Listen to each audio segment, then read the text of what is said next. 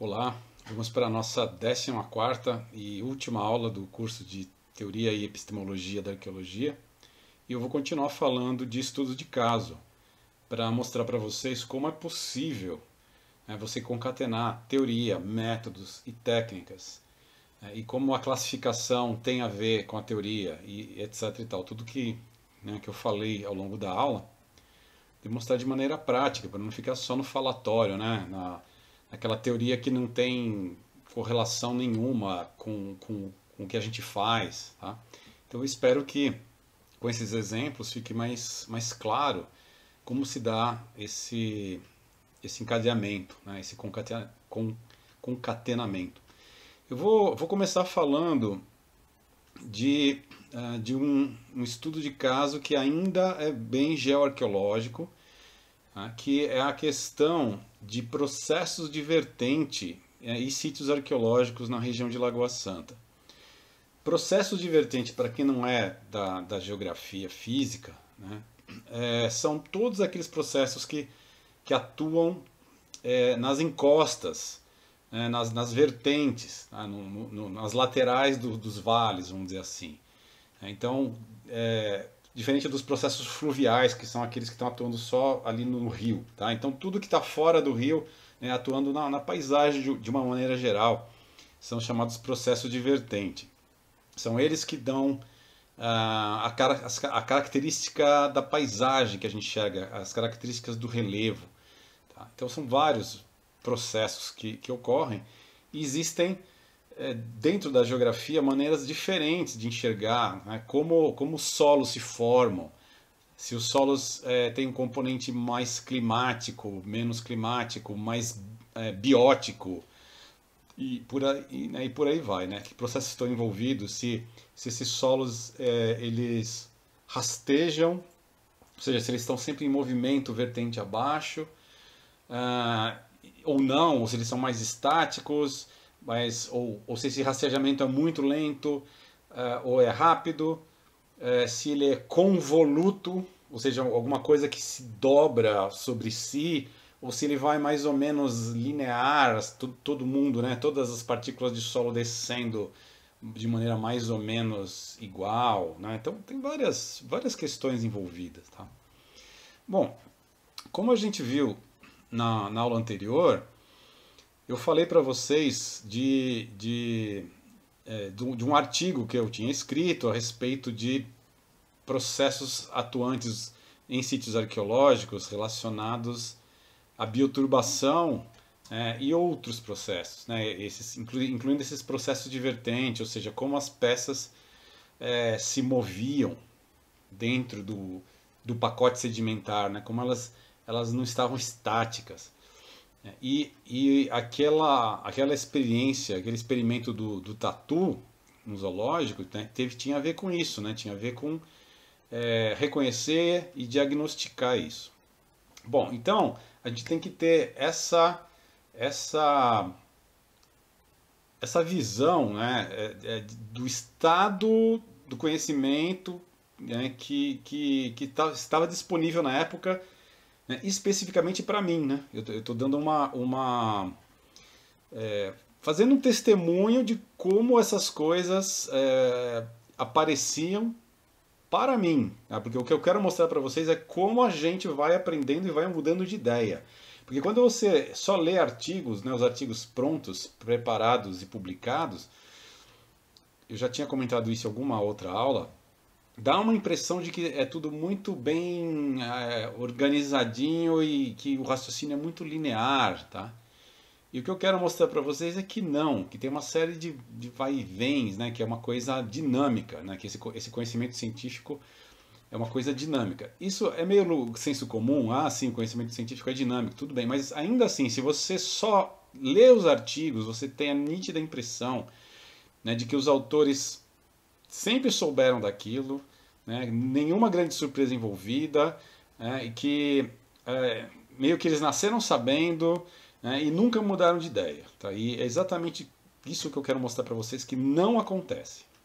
Então eu estou contando essa historinha da visão que eu tinha a partir do artigo que eu escrevi em 95, Aí como estava a minha cabeça nos anos 2000, né?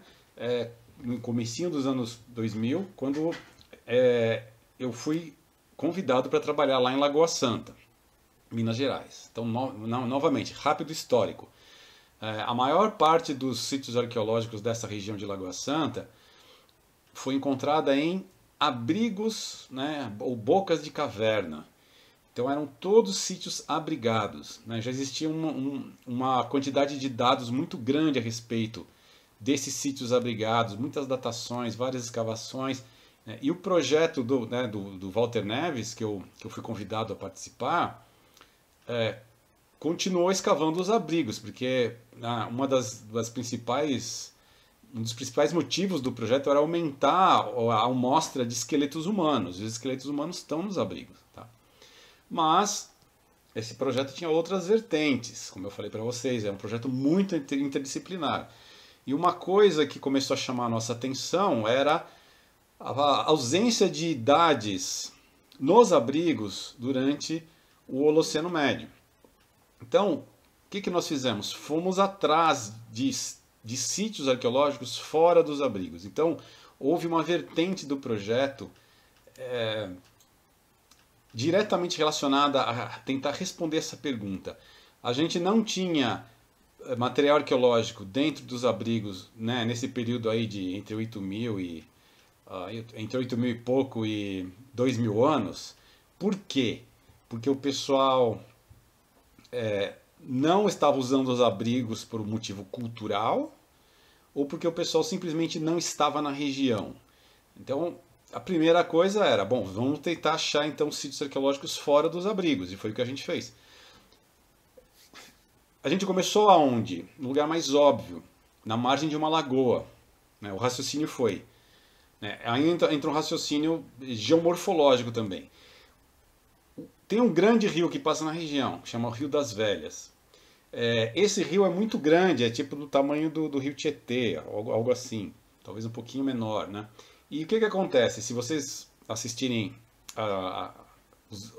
as aulas de geoarqueologia que estão aqui no canal, né, e virem lá geoarqueologia em ambientes fluviais, vocês vão ver que esses rios muito grandes, eles trabalham muito o relevo, eles vão para lá e para cá ao longo dos milênios e acabam erodindo suas margens. Então muitas vezes você não encontra sítios arqueológicos muito antigos próximos dos grandes rios. Então qual foi nosso raciocínio? Então aí ó, você já tem que ter uma teoria na cabeça. Né? Qual foi o raciocínio?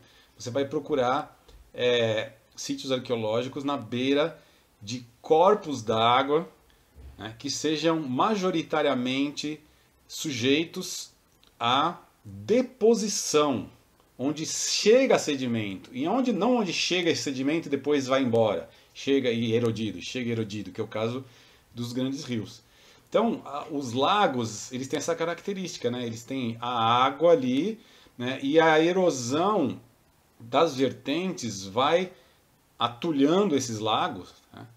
E dificilmente você tem erosão dentro ou nas margens dos lagos. Você tem mais deposição, você tem a terra chegando. Tá? Então, entra primeiro aí um raciocínio básico, né? Um modelo. Né? Você pode não chamar de teoria, né? Uma teoria mas é um modelinho. Né? Você tem um modelinho teórico ali, né? Instruindo aonde você vai começar a trabalhar. O que mais que a gente fez? Já que o modelo dizia que era uma área de deposição, obviamente não é esperado que você vai encontrar material em superfície. Então o que você vai fazer? Furar. Como você vai furar? Com algum equipamento, né, um equipamento chamado trado. É como se fosse um saca-rolhas enorme. Você vai girando ali, né, e ele vai entrando no solo, ou você pode usar um trado motorizado, que foi o que a gente fez. Tá, vou mostrar até aqui uma foto do trado. Aqui o trado motorizado em ação. Eram necessárias 2 pessoas para operar. Apesar de ele ser motorizado, tem que ter uma força considerável, não é um trabalho muito trivial assim, mas vale a pena porque você consegue aprofundar vários metros, né, mesmo em solo extremamente duro. Então foi esse equipamento que nós usamos. Então nós pegamos, né, uma lagoa grande, chamada Lagoa do Sumidouro, e primeiro fizemos uma prospecção em volta dela, porque às vezes, né, vai que um pouco de sorte você pode encontrar algum material erodido, né, mas se bem que a gente não contava muito com isso.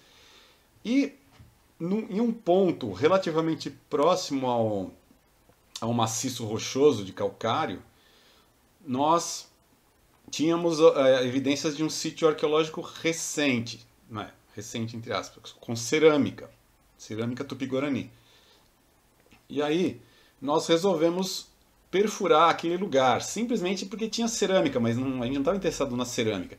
Mas assim, já que tinha um sítio ali, né, vamos perfurar ali, porque é muito comum você ter recorrência de ocupação humana. Então fizemos um programa de tradagem com uma malha de 30 metros, uma malha triangular de 30 metros, não uma malha ortogonal de 30 metros, por motivos que tem a ver também com uma teoria, né, uma teoria relacionada à geometria das malhas de sondagem, tem artigos e mais artigos sobre isso. Então, novamente, para fazer uma coisa tão simples quanto furar, você tem que ter uma teoria na cabeça. Você tem que escolher qual desenho que você vai fazer em termos de prospecção, em termos de furos, qual o espaçamento. Por que você vai furar a cada 30 metros e não a cada 20 ou a cada 50? Tá? Tem que ter todo um raciocínio por trás disso, que eu não vou entrar profundamente aqui porque não é o caso, mas acreditem que existe todo esse raciocínio. Muito bem, nós começamos a furar, encontramos material a quase 2 metros de profundidade e tinha um pouco de carvão e mandamos datar, e esse carvão deu 8.000 e poucos anos, então bingo, achamos um sítio né, do mesmo período dos abrigos, fora dos abrigos. Então isso já foi uma super descoberta, assim, uma coisa muito, muito bacana. Tá? Vou mostrar aqui algumas figuras da localização do sítio, para vocês terem uma melhor ideia do que eu estou falando. Aqui uma imagem do Google Earth, vocês estão vendo a Lagoa do Sumidouro, e o sítio Sumidouro marcado aqui no marcadorzinho amarelo. Tá? Então ele está bem próximo à lagoa. Aqui dando um zoom, o sítio ali na estrelinha vermelha e esse limestone outcrop, que quer dizer afloramento de calcário. Então é uma montanha. Essa é uma lagoa kárstica. Novamente, quem tiver interesse, dá uma olhada aí nas aulas de geomorfologia kárstica aqui no canal, e aí vocês vão entender melhor como se formam essas lagoas. Mas o que interessa é que está aí, a lagoa, o sítio. Essa é uma foto de um período de chuva, então a lagoa está cheia, mas ela chega a ficar totalmente vazia. E aqui uma belíssima foto do mesmo, né, em perspectiva, mostrando então a lagoa, o paredão de calcário, e o sítio estaria ali naquela encosta na parte direita da foto, na vertente ali na parte direita da foto. Aqui o que nós fizemos sondagens de 1 metro quadrado, escavamos por níveis artificiais de 10 centímetros. Por que níveis artificiais de 10 centímetros? Porque era um solo homogêneo, a gente tinha já esse modelo teórico de que o material estava provavelmente fora vamos dizer, de posição original, por causa da bioturbação, etc e tal, e assim foi, né? Depois eu vou explicar isso, vou colocar isso de maneira mais formal. A gente coletou os materiais por níveis, né? O carvão, os artefatos, cerâmica quando tinha, sedimentos, etc. E essas sondagens chegaram até 3 metros de profundidade, todas foram desenhadas, procedimento padrão. Muito bem, mas a gente estava trabalhando com aquela ideia de método de múltiplas hipóteses de trabalho. Ou seja, existiam pelo menos 2 hipóteses para começar a pensar o sítio de cara. Então o que a gente tinha? Um sítio arqueológico nessa vertente suave e muito longa, ou seja, você tem muita superfície, né, e muito solo para ir, né, descendo a vertente. Você tem muita bioturbação, muito cupim, muita formiga, tatu, de tudo. Então, qual que era uma possibilidade, uma hipótese de trabalho, né, para pensar o sítio? É que esse material todo, ao longo de milênios, né, você tem o solo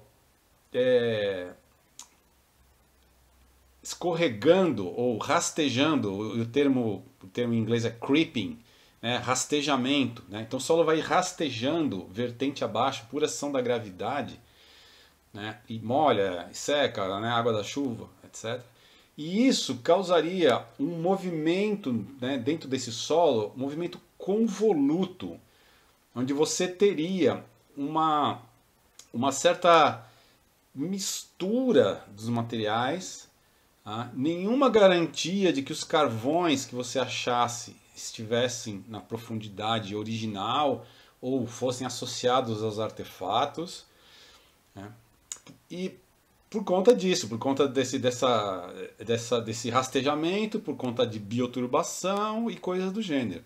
Então, para falar a verdade, a minha perspectiva original quando eu cheguei no sítio era essa. Já, né, não tratar o sítio como sendo, nossa, um lugar onde exatamente aqui as pessoas moravam e onde você achar a pecinha foi lá que as pessoas deixaram a pecinha. Então, era uma postura teórica bem, vamos dizer assim, cética com relação a essa possibilidade. Tá? Então, essa seria uma hipótese a respeito dos processos de vertente. Tá? E uma segunda hipótese seria de que você tem o rastejamento, etc., mas um dos principais processos que aconteceria seria de, em termo técnico em inglês, sheet wash, ou escoamento em lençol. Né? E esse escoamento em lençol ocorre quando você tem chuvas, né, que podem ser torrenciais ou não, mas você tem chuvas, né, e esse escoamento, em vez de ele formar ravinas, ele acaba sendo difuso, um escoamento difuso, que acaba acumulando finas camadas de solo, né, especialmente na baixa vertente, né, ali quando você está chegando lá na lagoa, e portanto, numa situação dessa, você pode sim imaginar que vá haver pisos de ocupação, né, que vai haver assim, camadas arqueológicas discretas que teriam sido soterradas por eventos sucessivos de escoamento em lençol. Ou seja, são duas visões totalmente diferentes, do mesmo lugar. Você pode chegar lá naquele lugar e enxergar ele de maneiras absolutamente diferentes. Então, desse ponto de vista, né, no primeiro caso, você não vai ter camadas arqueológicas discretas. Você vai ter as peças meio movidas por esse escorregamento convoluto, movidas pela bioturbação e etc. Então, quais são as implicações em termos de métodos ou em termos de datação? Tá? São implicações consideráveis. Você, por exemplo, você vai ter, se a primeira hipótese estiver correta, que é tudo muito convoluto, os carvões vão ter uma utilidade muito reduzida, porque eles não querem dizer nada. São carvões que estão ali meio flutuando, meio dançando dentro de um solo que está em perpétuo movimento convoluto. E aí, o que você teria que usar para datar o sítio? Um outro método, que é a luminescência oticamente estimulada, que ela, novamente, aí quem tiver interesse tem que assistir a disciplina de geoarqueologia que está aqui no canal e tem uma aula falando sobre métodos de datação. Então, mas rapidamente, é um outro método. Ele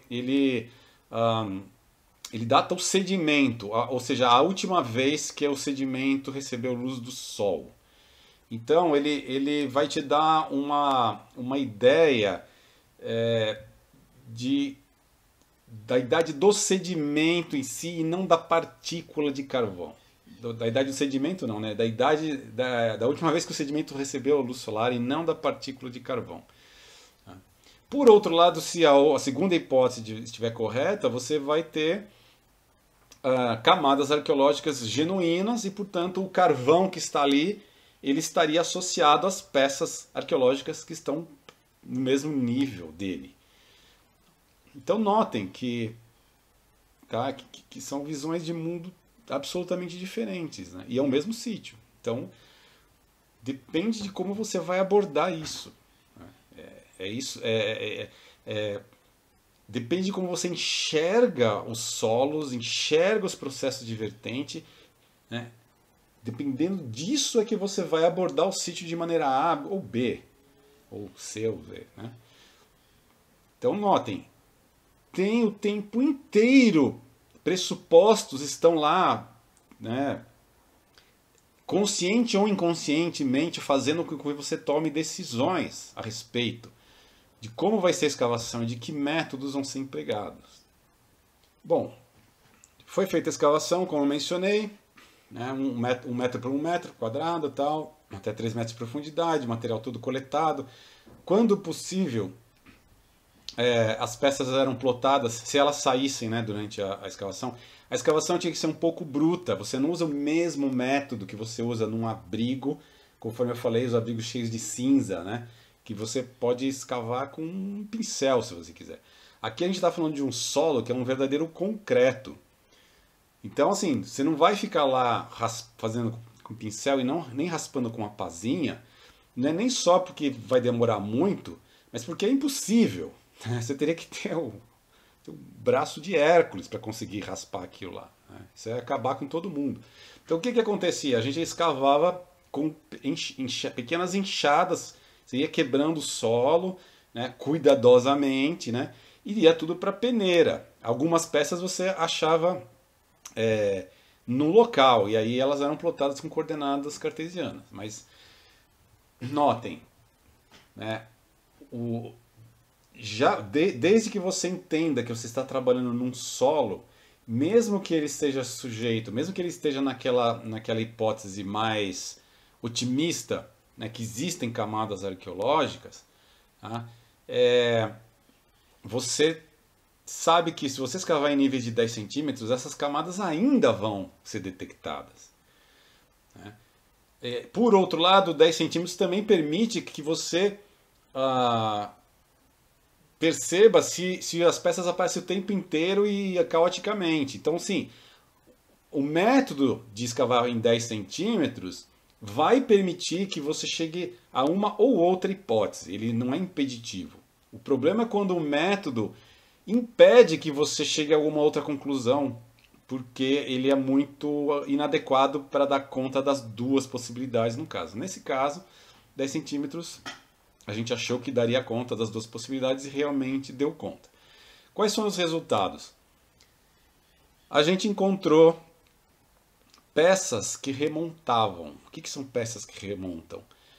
Por exemplo, 2 lascas que saíram do mesmo seixo. Ou uma lasca quebrada no meio, ela remonta, né? Se você encontra pedaços de pedra que remontam e eles estão próximos, é batata. Aí você sabe que existe pouquíssima perturbação. Porque eles vieram originalmente da mesma unidade, né? É uma unidade em 2, né? Particionada em 2. E se essas duas partes estão muito próximas, ou pelo menos no mesmo nível, maravilha, você matou a charada. Você pode falar assim, olha, não tem mínima perturbação aqui. E isso assim, a gente encontrou essa remontagem numa quadra de 1 metro quadrado. Ou seja, houve pouquíssima movimentação vertical e pouquíssima movimentação horizontal também. As peças estavam juntinhas, próximas umas das outras. Então, para minha surpresa, o sítio era muito mais próximo de ter pisos de ocupação do que eu imaginava. Porque eu estava com a cabeça tão cheia de teoria, né, vinda da geografia física, de que esses processos de vertente, né, eles podem ser convolutos e a bioturbação, etc, etc. Quer dizer, que eu estava com uma visão no fim pessimista, né, enviesada para achar que tudo estava muito fora de contexto, né. E, por um lado, né, muito bom, eu percebi que eu estava errado. Percebi que existiam não só níveis discretos, porque as peças não apareciam o tempo inteiro ao longo da estratigrafia, como seria de se esperar se houvesse uma bioturbação muito forte. Não, elas apareciam em níveis discretos. E ainda por cima, algumas delas remontavam. Então, né, houve uma ótima surpresa, né, apesar de mostrar que o pressuposto estava errado. Assim, novamente, a gente estava trabalhando com duas hipóteses. Tá? E o ideal, né, lendo o livro do Chamberlain, né, o artigo do Chamberlain lá, final do século XIX, né, método das múltiplas hipóteses, etc. e tal, ele falava, né, você deve conceber as suas hipóteses como filhos, mas você não pode ter preferência por nenhum deles. Tá? E eu confesso que não é que eu tinha preferência, mas eu achava que um deles estava mais correto. Né? Mas não é que eu tivesse preferência, simplesmente, né, eu achava que era o mais correto. Só que se você acha que é o mais correto e trabalha só para dizer que ele é o mais correto, você nunca vai estar errado, né? Quer dizer, ou você vai estar errado o resto da sua vida e não vai perceber que você está errado. Então foi ótimo, tá? Essa escavação foi absolutamente, para variar, né? Absolutamente contraintuitiva para mim, porque eu jamais achei que a gente ia ter níveis discretos. E uma coisa muito bacana também que aconteceu ali é que mesmo nesse sítio a céu aberto, a gente não encontrou vestígios entre 8.000 e 2.000. Então isso fortaleceu muito a ideia de que realmente existia um hiato, né, de que o Holoceno Médio não, que a região de Lagoa Santa no Holoceno Médio não tinha ocupação humana e etc. Então esse sítio foi muito importante, né? Ele mostrou não só essa questão, vamos dizer, de processo de formação, né, mas também fortaleceu o modelinho do que a gente estava percebendo nos abrigos rochosos. Quando acabou o projeto de Lagoa Santa, eu fui trabalhar em São Paulo, né? Foquei, né, meu trabalho no estado de São Paulo, porque é um estado super mal conhecido, tinha muita coisa para fazer, ainda tem muita coisa para fazer. E aí eu me deparei com um segundo caso, né, em que se verificou essas mesmas características. Então, assim, apesar do sítio Sumidouro ser um sítio lá em Minas Gerais, um solo argiloso, condições climáticas totalmente diferentes aqui do centro do estado de São Paulo, etc. e tal, a gente achou um sítio no centro do estado de São Paulo, na região de Rio Claro, chamado Lagoa do Camargo. E eu vou apresentar aqui rapidamente também. Tá aqui então a Lagoa do Camargo. Ela fica, conforme eu falei, fica perto de Rio Claro. E ela é uma lagoa enorme, 450 metros de diâmetro, de formato bem circular. Mas a única coisa que ela tem em comum com a Lagoa do Sumidouro, que eu mostrei no exemplo anterior, é o fato de ter água dentro. De resto, ela não tem nada a ver. A geologia é totalmente diferente. Isso aqui são areias inconsolidadas da formação Rio Claro. Não tem nada de calcário. É uma situação absolutamente diferente. O solo, então, é arenoso, não é o solo argiloso. E aqui o que eu quero mostrar é que nesse quadrado que aparece aí na parte superior da foto, um quadrado de 450 metros por 270, nós fizemos um programa intensivo de tradagens. Ou seja, nós fizemos o mesmo esquema de Lagoa Santa aqui nessa lagoa, intervalos de 30 metros, tudo igual. Tá? E acontece que eu esperava encontrar sítios arqueológicos mais próximos da beira da lagoa. Essa era a ideia original. Porém, aí aconteceu uma coisa engraçada, e aí entra o imponderável, né, na descoberta científica. O trado quebrou logo no começo, nas primeiras tradagens deu um problema no trado, e a gente teve que fazer a tradagem manual. Então, já que eu não ia conseguir ir tão fundo, eu mudei as tradagens para a parte mais alta, mais distante da lagoa. Porque a gente conseguiria. O raciocínio foi: se tivesse sítios arqueológicos antigos, na parte mais alta eles vão estar mais rasos. Por quê? Porque você tem erosão da parte alta e deposição na parte baixa. Esse é um raciocínio meio que óbvio, né? Meio de senso comum, inclusive. Só que, para nossa surpresa, apareceu material arqueológico a quase 2 metros de profundidade lá no alto. E depois depois que consertamos o trado, continuamos a fazer lá as tradagens no resto da área, não saiu mais nada. Então, o único sítio arqueológico que a gente encontrou estava num lugar alto.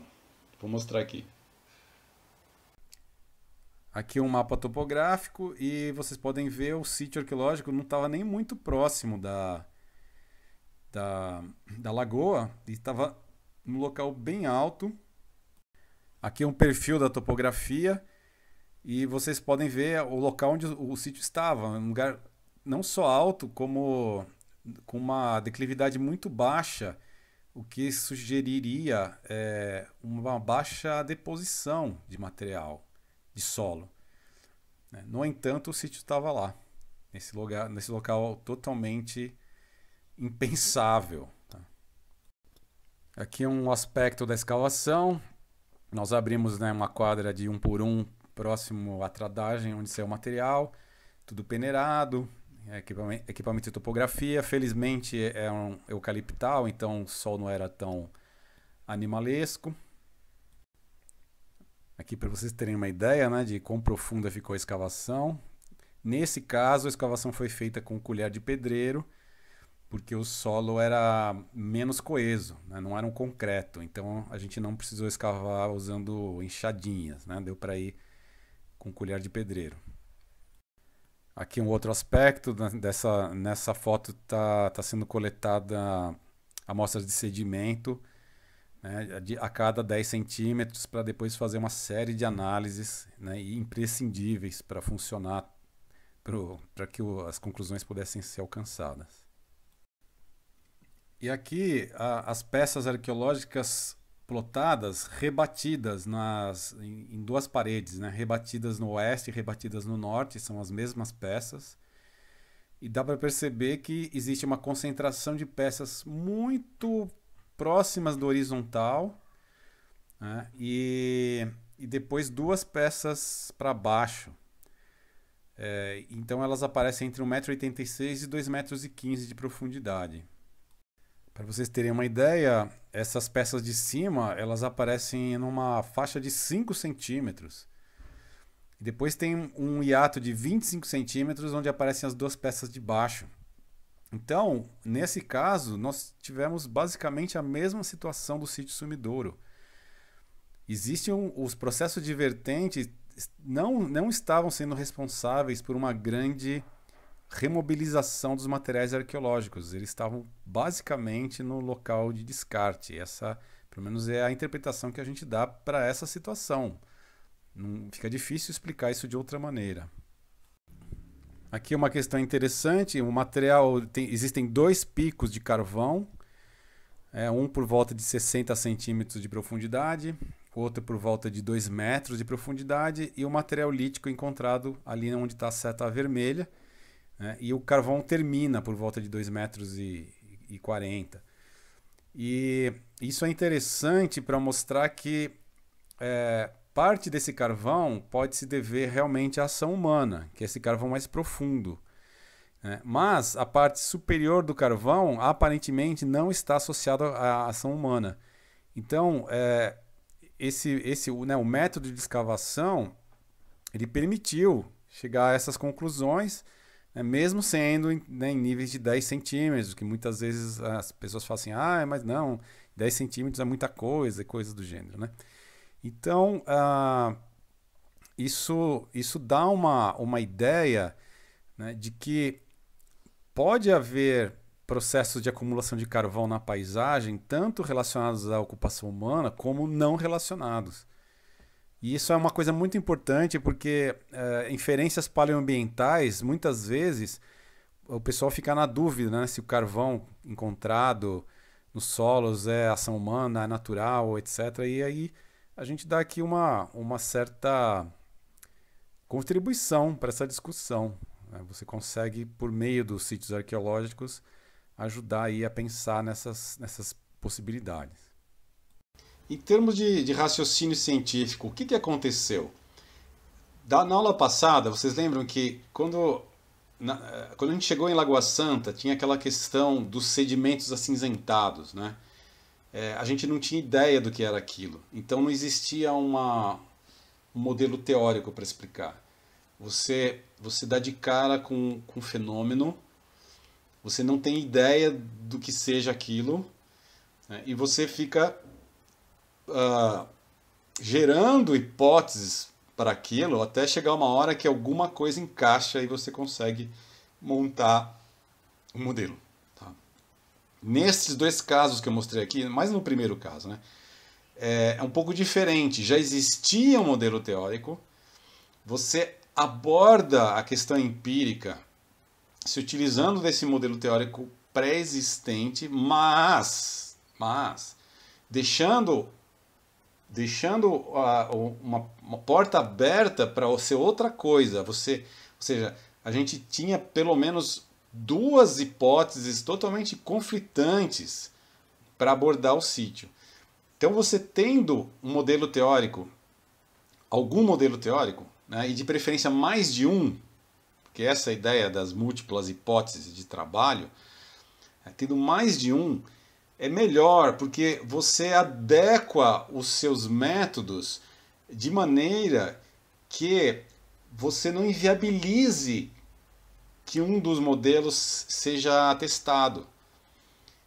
Então, mesmo que os modelos teóricos sejam, as duas hipóteses sejam totalmente conflitantes, né, o método que a gente usou permitiria que ambas fossem testadas, né, nesse sentido mais né, não formal, né, não rempel, né, mas que essas hipóteses fossem confrontadas com o mundo empírico. E foi o que aconteceu.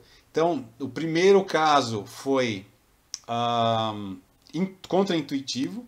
No segundo caso, também houve uma questão contraintuitiva, porque apesar de eu já ter experiência de Lagoa Santa e, portanto, estar usando o mesmo método e, portanto, já estando preparado para achar coisas bonitinhas, né, na estratigrafia e não aquela bagunça toda, né, eu nunca imaginei que o sítio arqueológico ia estar tão alto na paisagem e tão profundo. E essa é uma contribuição importantíssima da arqueologia para a geografia física. Por quê?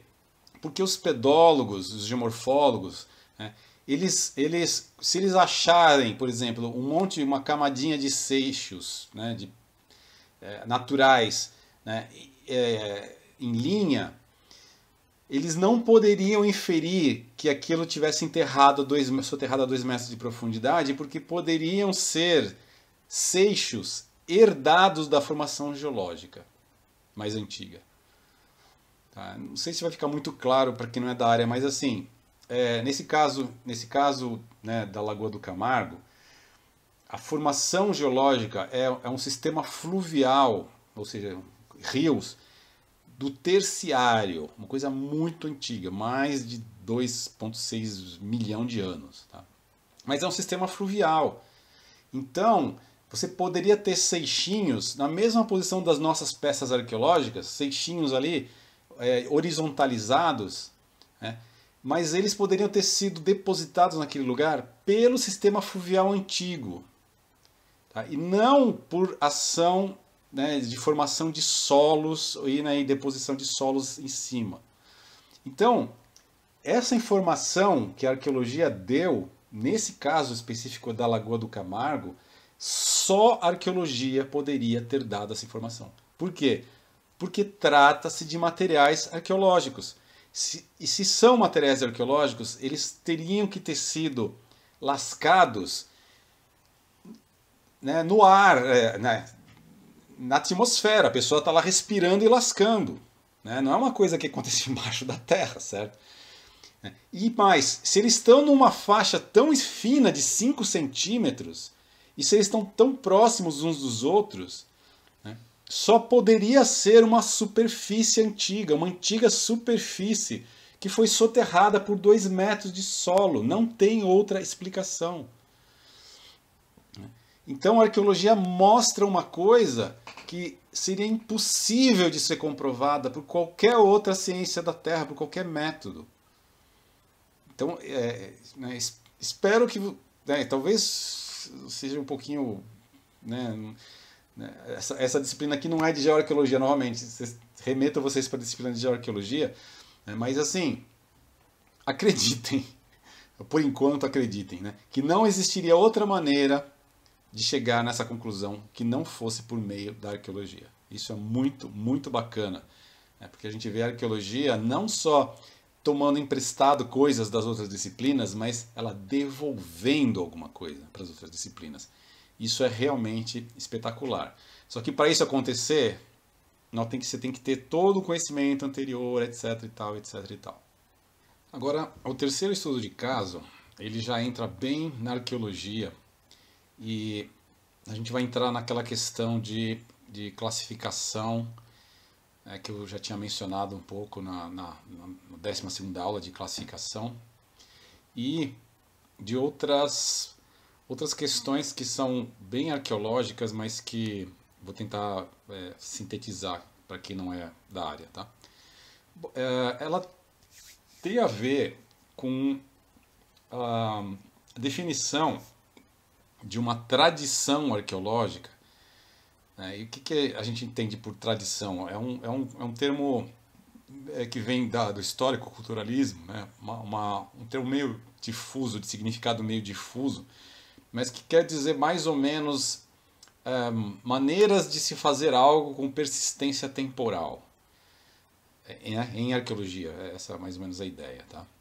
E uma dessas tradições arqueológicas descritas aqui no Brasil é chamada tradição Umbu, que seria composta basicamente por pontas de flecha, por artefatos bifaciais. Não tenho nenhum aqui para mostrar para vocês agora, mas vocês vão ver as fotos. E essas...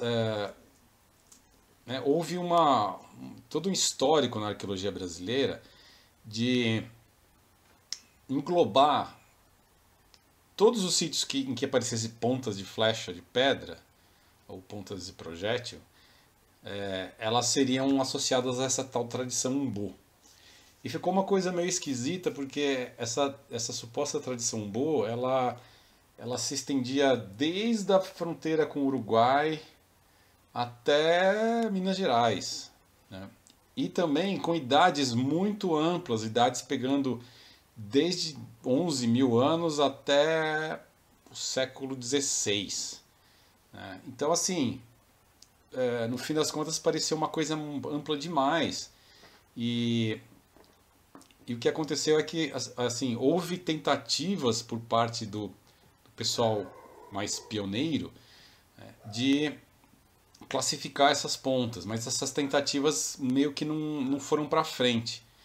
Depois, lembram, né, que entra o processualismo, né, a nova arqueologia, New Archaeology, e essas tentativas de se tentar extrair alguma coisa dos materiais arqueológicos por meio da forma deles, foi considerada como uma coisa fora de moda, ligado ao histórico-culturalismo, né? E entrou na moda a tecnologia. Então a tecnologia responderia a todas as questões. Tá?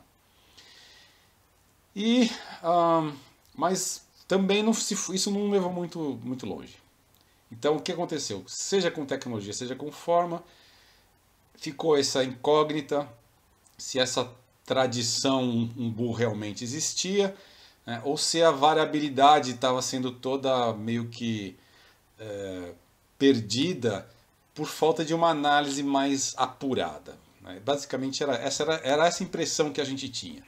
Então, em 2010, eu consegui convencer uma colega minha que entende de estatística, né, arqueóloga também, Mercedes Okumura, e ela fez uma análise da forma dessas pontas. Agora, não foi fácil conseguir financiamento para isso, porque a visão, né, dominante na arqueologia brasileira é que forma não serve para nada. Né? Por quê? Porque forma é coisa de histórico-culturalismo, uma coisa ultrapassada, etc. Então, assim, a gente tentando implementar métodos estatísticos refinados para lidar com forma, e os pareceristas lá não entendiam. Tá? O que a gente teve que fazer? A gente teve que pedir pareceristas estrangeiros. E aí sim o projeto foi aprovado. Então vocês vejam que aí entra inclusive a questão, né, de paradigmas dominantes, né? Se a maior parte das pessoas acha que alguma coisa, né, não funciona, né, mesmo porque elas às vezes nem sabem bem, né, se funciona ou se não funciona, elas acabam, né, impedindo que você tente. Né? Então, assim, no fim deu tudo certo, mas não foi uma empreitada muito fácil, não. Bom, financiamento em mãos, né? Partiu-se então para tirar fotos, né, com escala de centenas e centenas de pontas, tá? E usar um método que chama métodos morfométricos, né? Em especial um método que chama morfometria geométrica, que foi desenvolvida na biologia.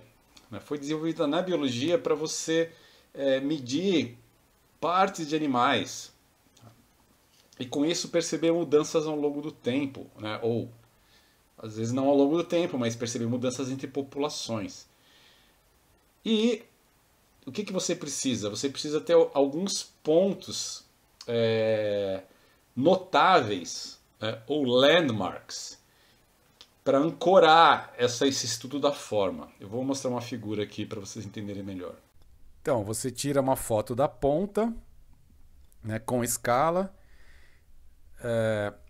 digitaliza esses pontos notáveis, os landmarks.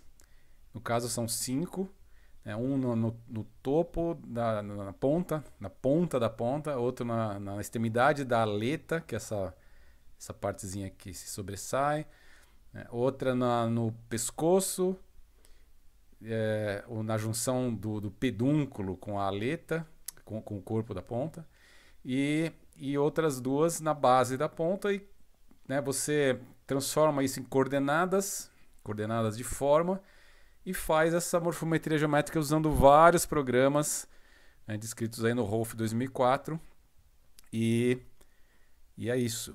E por incrível que pareça, isso funciona muito bem. Aqui as localizações geográficas das pontas vindas do sul e sudeste, e, né, foram centenas de pontas medidas, e essa estatística foi rodada em cima disso. E o que aconteceu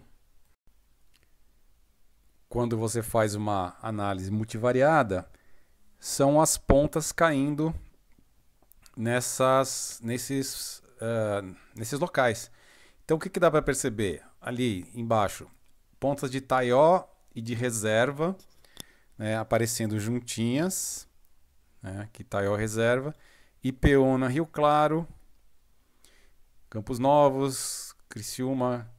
Ou seja, dá para perceber que existe uma diferença aqui entre as pontas de São Paulo e as pontas do Sul. E mesmo entre as pontas do Sul, existe maior similaridade em alguns casos, né, e não tanta similaridade em outros casos. Então, voltando um pouco aqui, aqui ó, Ipeúna Rio Claro, reserva, reserva e Itaió, as duas juntas, não é? Voltando aqui para o mapa de cima, ó. Olha que interessante, reserva no centro do Paraná, Itaió aqui no centro de Santa Catarina, e elas são muito parecidas. Então, o que isso sugere? Sugere que existe uma maneira de fazer pontas, né, entre Santa Catarina, entre uma população humana em Santa Catarina e no Paraná, muito próxima. Isso sugere o quê? Contato cultural ou a existência de uma cultura comum, de uma maneira de se fazer pontas comum entre esses dois aqui. Tá? Reserva e Itaió são mais próximas entre si do que Itaió e Campos Novos. Vamos voltar aqui. Itaió está aqui, né? Campos Novos está aqui. Então, apesar da proximidade geográfica, elas não são tão parecidas. Campos Novos, em compensação, está próximo de Criciúma. Vamos subir o mapa aqui de novo. Campos Novos, Criciúma. Ou seja, o que você começa a perceber é a possibilidade de que, por conta da forma das pontas, você esteja percebendo maneiras semelhantes de lascar, né, que visavam um produto final com formas semelhantes. Você pode pensar assim, bom, mas as pontas podem ser diferentes ou semelhantes por outras questões, por questões funcionais, por exemplo, de por que elas podem servir para caça grande, elas vão ter uma certa forma. Para pesca, elas podem ter outra forma. E realmente, essa é uma coisa que a gente tem que ter em mente. Mas a gente vai ver que, no fim das contas, é possível perceber quando isso está acontecendo e quando não está. Aqui, um segundo estudo de caso, usando os mesmos métodos, que foi comparando aquelas pontas do centro de São Paulo com as pontas do sul de Minas, que vem da região de Pains. Tem uma distância grande entre sítios, né? 370 quilômetros, e eles eram considerados como fazendo parte da tradição umbu também, né? Vinda desde o sul. Então, assim, no estudo de caso anterior, a gente mostrou que as pontas do sul, dos estados sulinos, eram diferentes das pontas de São Paulo. Portanto, elas não poderiam ser chamadas todas de tradição umbu.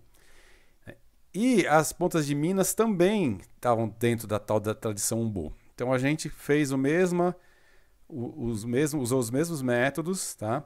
Aqui uma foto mostrando, né, entre A e G são as pontas do centro de São Paulo, e entre H e M são as pontas do sul de Minas. Dá para só de olhar, né? Só de olhar já dá para perceber que elas são diferentes, mas a gente não pode viver só de olhar, né? Tem que ter alguma coisa um pouco mais sofisticada, né, para você chegar a conclusões.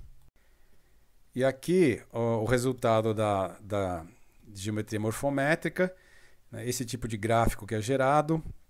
As pontas, os pontos vermelhos são as pontas de Minas, em azul as de São Paulo, e dá para perceber que existe mais ou menos uma linha diagonal, né, e os pontos vermelhos tendem a dominar, né, essa porção, vamos dizer, superior esquerda, né, e os pontos azuis tendem a dominar a porção inferior para a direita. As formas consenso, né, ou seja, as formas que esses pontinhos estariam representando são essas quatro que estão aí nas extremidades do quadro. Né? Então, o que se percebe? Né? Que as pontas de Minas Gerais, lá do Marinheiro, elas tendem a ser menos largas, né? Tendem a ser mais finas do que as de São Paulo. Existe uma correlação entre forma e sítio arqueológico que é de 0,72, ou seja, uma correlação super alta, né? A correlação total seria 1,0, né? 0,72 é uma correlação muito alta. E entre forma e tamanho, uma relação não tão alta, mas grande também, de 0,53. Moral da história, isso quer dizer que a geometria morfométrica mostrou que existem diferenças, né, significativas entre as pontas, tanto em termos de forma como em termos de tamanho. Ou seja, novamente, não dá para dizer que as pontas do sul de Minas e as de São Paulo façam parte da mesma coisa, né, da mesma tradição.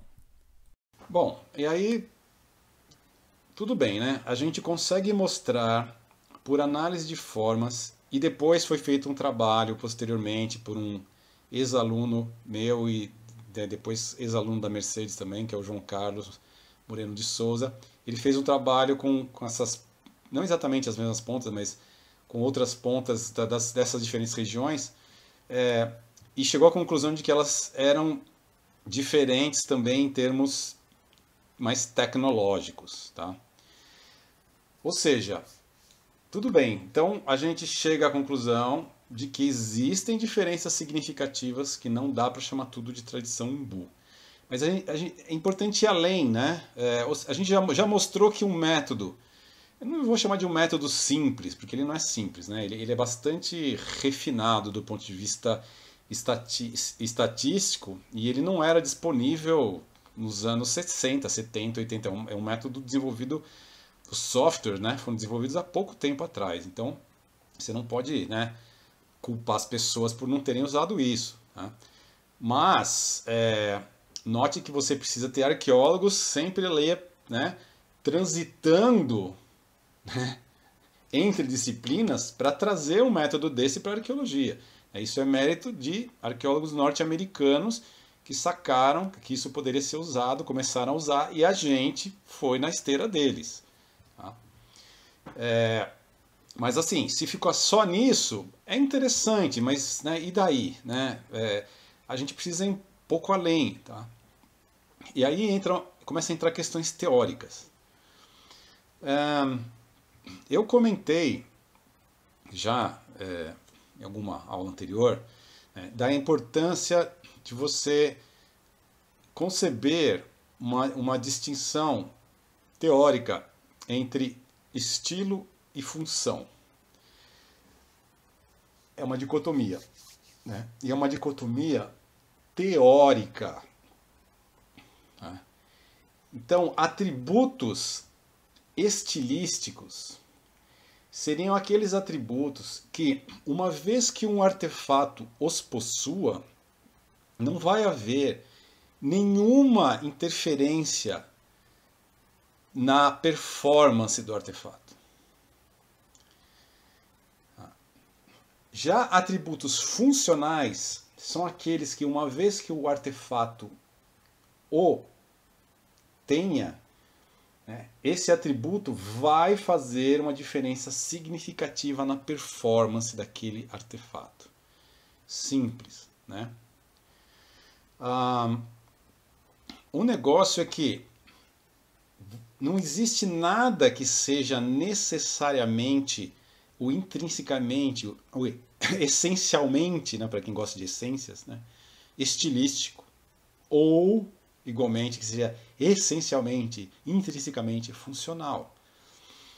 Por quê? Porque as coisas mudam ao longo do tempo, para começar. Uma coisa que pode ter começado funcional, ela pode perder a funcionalidade e se tornar estilístico, por exemplo. Então, outra coisa, uma vez que a gente não compartilha de uma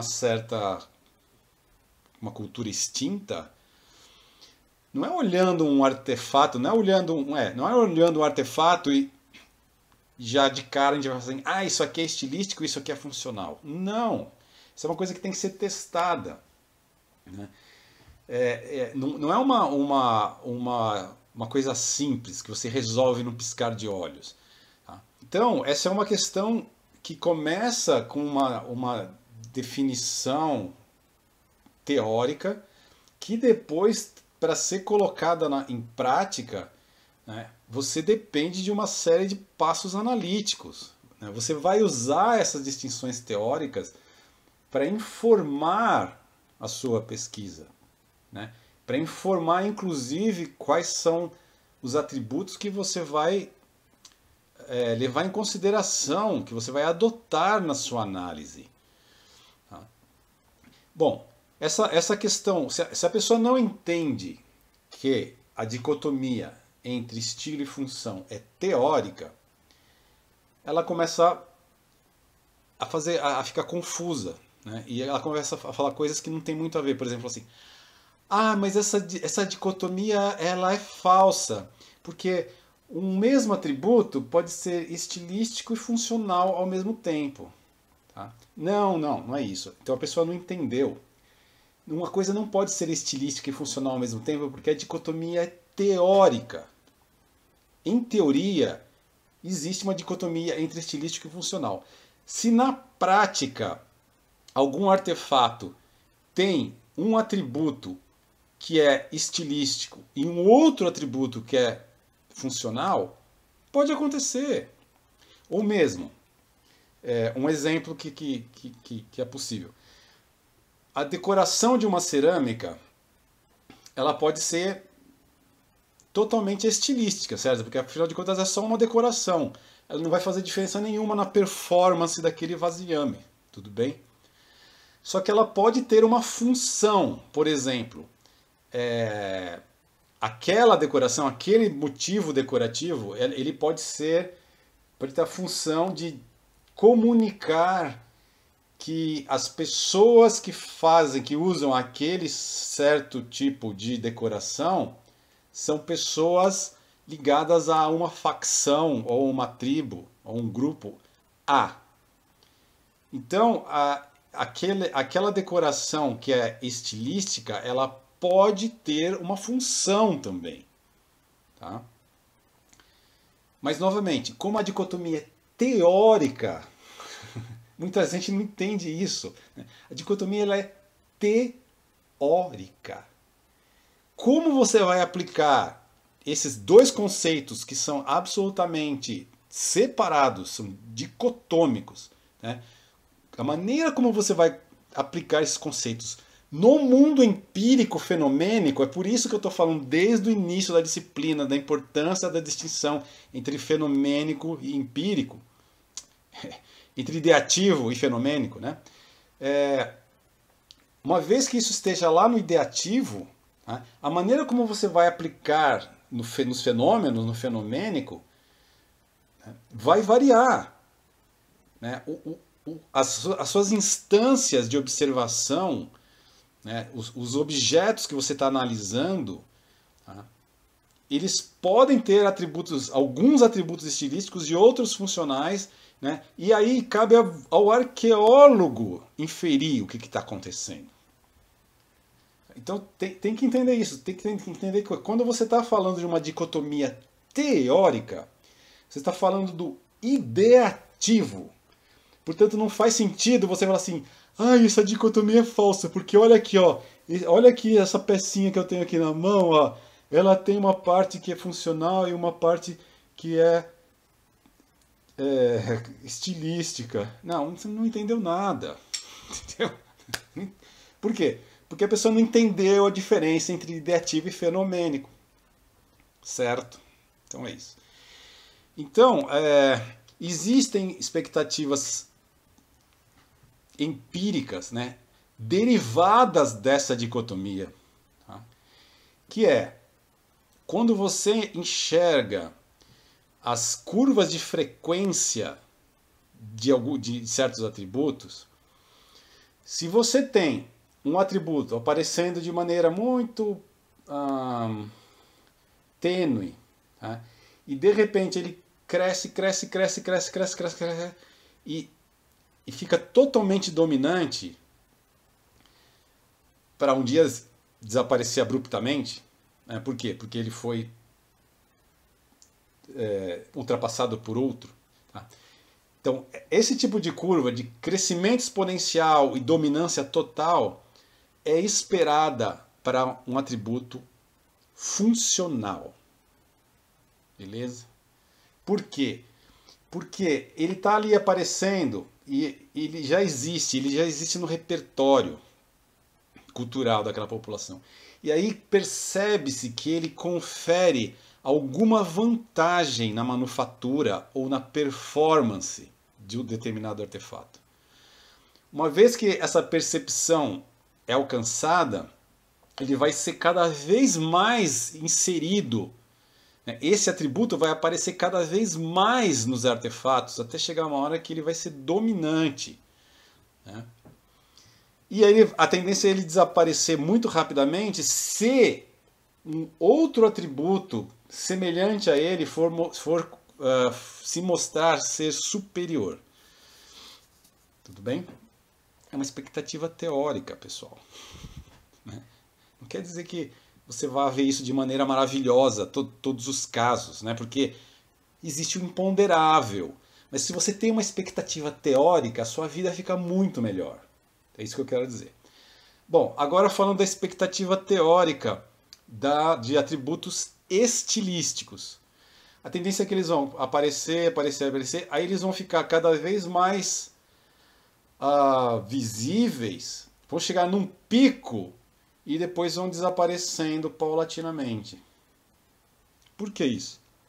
Porque essa seria a ideia lembra das curvas em forma de navio, né, que os histórico-culturalistas usavam, né, para ver as idades, as cronologias das cerâmicas, etc. Por quê? Esse é um comportamento ditado por moda. Esse atributo ele não está conferindo nenhuma melhora de performance no artefato. Ele é simplesmente considerado como uma coisa bacana.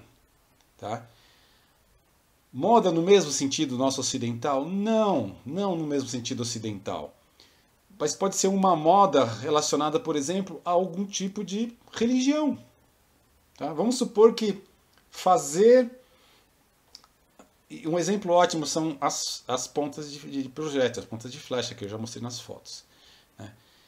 Vou mostrar aqui de novo. Então, voltando aqui nesse exemplo dessas pontas, né? Essa parte mais fina da ponta aqui, a parte de baixo da ponta, é o pedúnculo. Ela é a parte que vai inserida na haste. Tá? Então, essa parte, esse pedúnculo, ele fica escondido primeiro, você não enxerga ele. Tá? Já o corpo da ponta, ele pode ser serrilhado, como essa ponta A, né? Ele pode ser reto, como a ponta B, mas a ponta F é serrilhada também.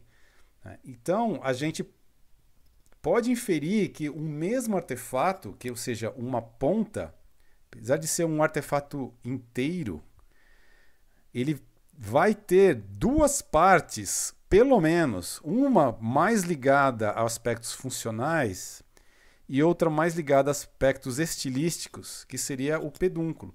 Então, o corpo da ponta mais ligado a aspectos funcionais, porque é a parte que vai realmente penetrar no alvo, vai penetrar no animal ou na pessoa. Tá? E a parte do pedúnculo, ela vai ficar escondida. Agora, faz sentido dizer assim, o pedúnculo é estilístico. Não, porque ele tem uma função também, óbvio, que é a função de segurar a ponta na haste. Então, assim, notem, não é uma coisa inteira que é estilística, não. O pedúnculo é estilístico e o corpo da ponta é funcional. Não faz sentido isso. Né? Quer dizer que alguns atributos do pedúnculo podem ser estilísticos, né? Com uma maior frequência, assim como atributos do corpo podem ser funcionais com uma maior frequência. Essa é a ideia. Então, deixando bem claro aqui para vocês lerem, para fixarem melhor, uma vez que a gente tenha essa dicotomia teórica entre estilo e função, você vai ter, além das expectativas empíricas que eu falei, essa frequência das curvas, né, você vai ter a possibilidade de entender ou pensar em termos de homologias e analogias culturais. Então, o que seria uma analogia, uma semelhança análoga? São aquelas semelhanças que acontecem por uma questão funcional. E o exemplo clássico, né, que todo mundo deve ter visto no ensino médio, é a barbatana em cima, a barbatana dorsal dos tubarões e dos golfinhos. São animais totalmente não relacionados do ponto de vista filogenético. Tá? No entanto, aquela barbatana dorsal ela é super importante para dar uma alta estabilidade junto com alta velocidade. Então, os dois bichos desenvolveram a mesma barbatana, uma questão de seleção natural. Qual que seria um exemplo arqueológico disso? Ponta de pedra lascada. Por quê? Porque a ponta é feita para penetrar alguma coisa. Então, não interessa se você está na África, na Europa, na América do Sul, na América do Norte, todo mundo faz pontas de pedra lascada. Ou fez, né? Bom, e as semelhanças homólogas, ou as homologias, são as semelhanças que existem porque houve algum tipo de transmissão de informação, tá? E essa transmissão de informação pode ser genética ou pode ser cultural. Então, o que é uma semelhança homóloga, um exemplo clássico em termos de biologia, são as glândulas mamárias. E por isso você percebe que humanos e golfinhos são muito mais relacionados entre si do que golfinhos e tubarões. Apesar de tubarões e golfinhos viverem na água, e apesar de tubarões e golfinhos terem barbatana dorsal. Mas do ponto de vista evolutivo, nós somos muito mais próximos dos golfinhos do que eles são dos tubarões. Então, dá para perceber que houve uma linhagem filogenética, né, que deu origem a humanos e golfinhos. Então, você consegue entender a história dessas linhagens. Tá? Um exemplo de semelhança homóloga é quando você encontra sítios arqueológicos relacionados com pintura, com formas de vasilhames, que a gente chama de tradição tupi-guarani. E quando você encontra esses sítios arqueológicos, você imediatamente, né, muito facilmente, você já atribui a tradição tupi-guarani. Por quê? Porque eles não têm correlatos em outras partes do mundo. Você não encontra essa decoração e essas formas em outras partes do mundo. Então você sabe que existe uma relação de filogenia cultural entre esse pessoal que fazia cerâmica tupi-guarani. Não é uma questão de convergência evolutiva, né? Não é uma questão de semelhança análoga. É uma questão de homologia. Tudo bem? Então, disso, a gente depreende, né, que essas semelhanças análogas, elas são ótimas para inferir funcionalidade. Tá? Mas elas são péssimas para inferir contatos culturais e ascendência ou descendência. Para inferir ascendência e descendência, a gente tem que falar, né, das semelhanças homólogas. A gente tem que falar de coisas mais ligadas ao estilo mesmo. Tá? E moral da história, o que a gente percebeu com isso tudo, com essa análise das pontas? Que apesar da ponta em si, a ponta de pedra lascada, enquanto artefato único, ele obviamente tem uma função, certo? Que é penetrar o alvo. Então, ele enquanto artefato inteiro, ele tem uma função. Mas uma parte dele, ou aspectos dele, ou atributos desses artefatos, podem ser entendidos como carregando uma maior carga estilística do que outros. E um ótimo exemplo são os pedúnculos, que aparecem mais no sul e não aparecem em São Paulo, não aparecem em Minas Gerais, que são os pedúnculos com reentrância. Tá? Esse pedúnculo ele não é nem reto, ele nem é convergente, quando a base dele não é arredondada e nem reta, a base dele tem uma reentrânciazinha. Tá? E, por exemplo, isso só aparece no sul. Faz sentido que ele seja um atributo estilístico? Faz. Por quê? Porque ele fica escondido dentro da haste, né? E ele tem essa característica meio de moda, né? Ele não tem nenhum motivo para existir. Tá? Então, esse eu acho que é um bom exemplo. Né? Mas você só percebe isso se você tem, novamente, a teoria, né? A distinção teórica entre estilo e função. Se você não tiver isso como background, como base para o raciocínio, você nem vai se preocupar com essa forma do pedúnculo. Você fala assim que eles faziam porque eles faziam. Né? E não é bem assim. A gente consegue extrair informação, né, informações de contato cultural com base nessas questões. Então, outra coisa, o fato das pontas de Minas Gerais tenderem a ser serem menores e mais finas, né, pode se dever a características funcionais. Pode se dever a características funcionais. Tá? Ainda assim, a forma delas é diferente da forma do centro do estado de São Paulo. A forma geral é diferente. Então, ou seja, com base nessa teoria, embasando as medidas, os atributos, etc. e tal, e com base em métodos e técnicas, né, estatísticos, a gente conseguiu dar um sentido para essa maçaroca de pontas, né, que não foi explorada, né, essas formas não foram exploradas dentro de uma abordagem histórico-culturalista e também foram absolutamente negligenciadas dentro de uma abordagem tecnológica, que leva em consideração como é que você lasca, quais são os passos técnicos que você faz para lascar a ponta. Só isso também não é suficiente. O que é o suficiente? É juntar tudo. É juntar forma e tecnologia. Em alguns casos, o estudo da forma vai te dar altas insights, altas ideias, altas percepções a respeito daqueles artefatos.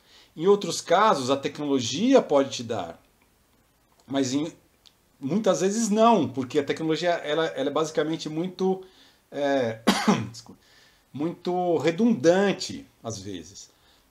Você não chega a grandes resultados. Você faz assim, eles pegavam uma lasca e daí eles davam uma forma inicial e depois eles acabavam fazendo um retoque final usando um método lá que chama lascamento por pressão.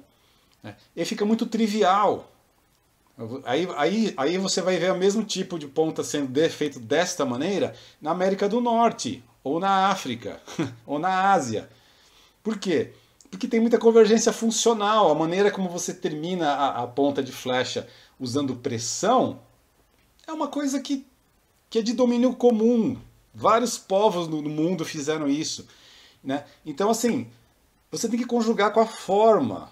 Dessa maneira, você vai ter resultados muito mais significativos.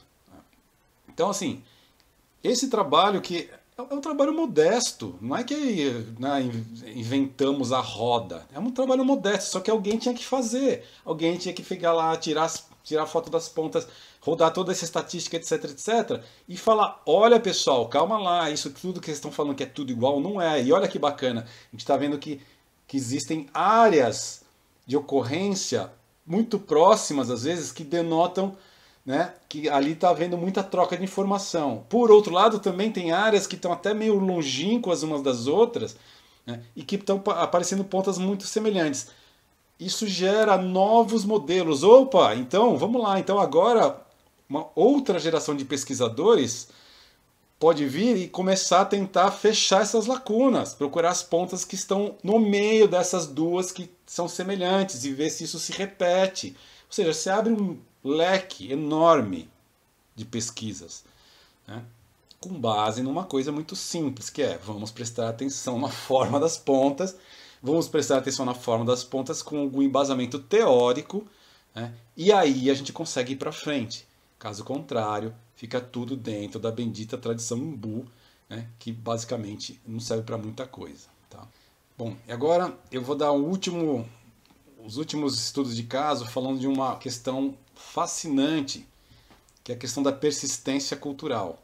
Ela nasceu, né, essa ideia, essa questão da persistência cultural extrema, ela nasceu desse estudo de pontas.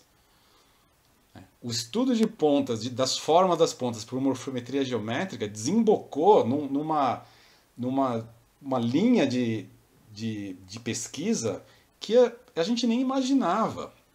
Então vocês vejam a importância, né, de você abrir horizontes, tá? Procurar maneiras diferentes de abordar uma coisa aparentemente trivial, que são pontas de flecha, que são coisas que, né, que os arqueólogos histórico-culturalistas estavam carecas de conhecer, de analisar, etc.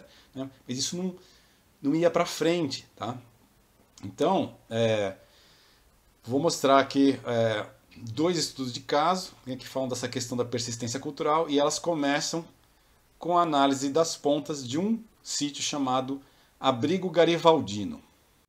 Esse aqui é o Abrigo Garibaldino. Ele foi escavado nos anos 80 pelo professor Pedro Augusto Mendes Ribeiro, já falecido. Ele fica então no Rio Grande do Sul. Dá para ver aqui, né, o mapa do Rio Grande do Sul, com a localização aqui do município onde ele se localiza. Essas datas já estavam publicadas, né, entre 2.740 e 7.620 anos antes do presente. Ou seja, o abrigo tem uma ocupação basicamente ininterrupta de 3.120 anos, né, ou aproximadamente 160 gerações. A gente publicou isso num artigo de 2014, né, o Komura e Araújo. Depois da publicação do artigo, nós datamos mais um carvão de níveis superiores e, na verdade, o sítio tem uma ocupação maior ainda. Tá? Ele chega a 5.000 e poucos anos, então ele tem uma ocupação no mínimo de 4.000 anos. Essa é a ideia básica. E o trabalho de registro de escavação foi muito bem feito. E o professor Mendes Ribeiro publicou os dados brutos, né? As planilhas foram publicadas, né, numa monografia da revista do CEPA. E, então esse é um ótimo exemplo de trabalho feito com cuidado e também com cuidado para publicar os dados brutos, de maneira que outros pesquisadores pudessem trabalhar com esses dados, né? Que é uma coisa que infelizmente muitas vezes não acontece, né?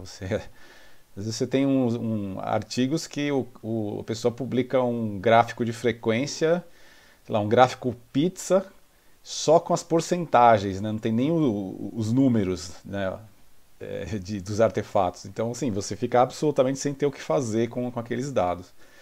E não é o caso aqui dessa publicação original do professor Mendes Ribeiro. Aqui são alguns exemplos das pontas que aparecem, né? Mas a principal contribuição do nosso trabalho foi, ao analisar essas pontas, usando morfometria geométrica, a morfometria tradicional, que basicamente é você tirar medidas das pontas, né? E também usando uma classificação em tipos, e eu vou explicar isso daqui a pouco, como é que funciona, né? Nós não percebemos mudanças importantes nas formas das pontas ao longo do tempo. Isso foi uma coisa que deixou a gente bastante impressionado. Então, só para vocês verem aqui, em termos de morfometria geométrica, foram utilizados os 5 landmarks, né?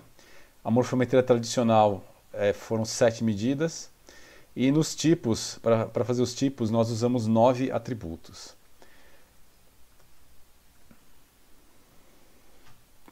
Esses aqui são os 9 atributos utilizados para classificar as pontas de maneira morfológica.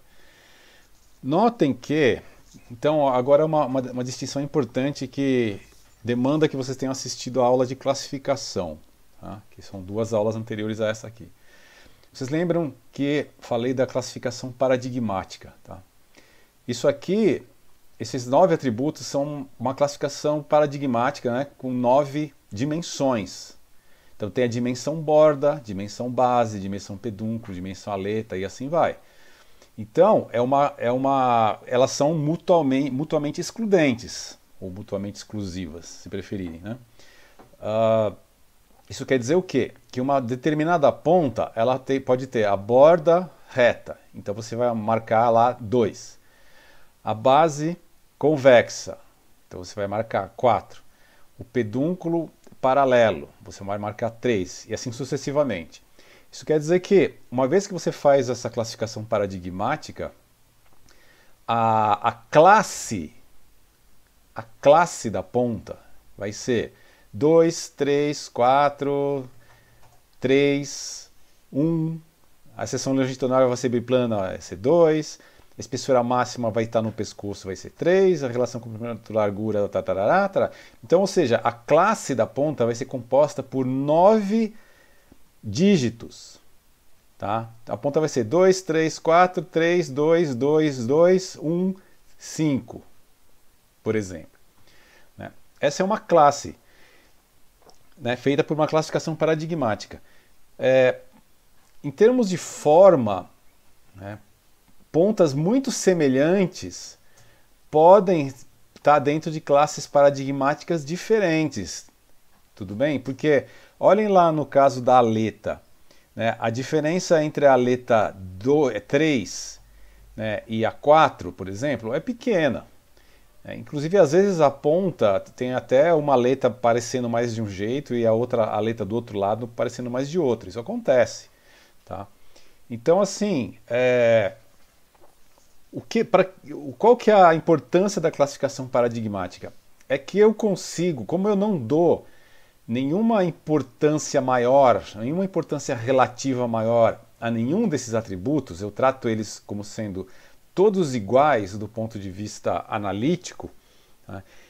Quando eu rodo estatísticas, eu posso eventualmente perceber que existem correlações entre alguns atributos, e aí eu posso explorar isso.